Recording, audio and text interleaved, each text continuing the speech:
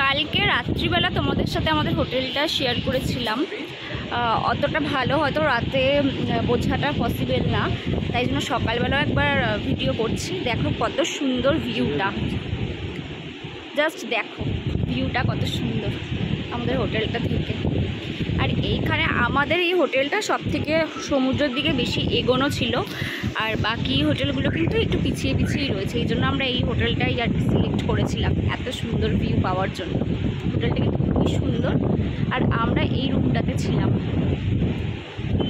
আর এই জায়গাটা দিয়ে পুরো এতটা জল উঠে আসছিল, এই সিঁড়িটা দিয়ে পুরো এতটাই জল উঠে আসে যখন আরও বেশি বৃষ্টি হয়, হাওয়া থাকে।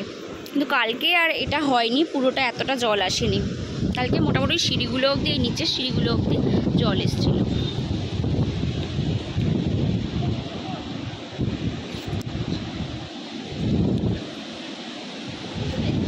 এতক্ষণ কিন্তু অনেকটা পিছিয়ে জল ছিল, এখন কিন্তু অনেকটা আবার এগিয়ে এসছে, কারণ জোয়ারের সময়টা আবার চলে এসছে। আস্তে আস্তে আবার এগিয়েই আসবে।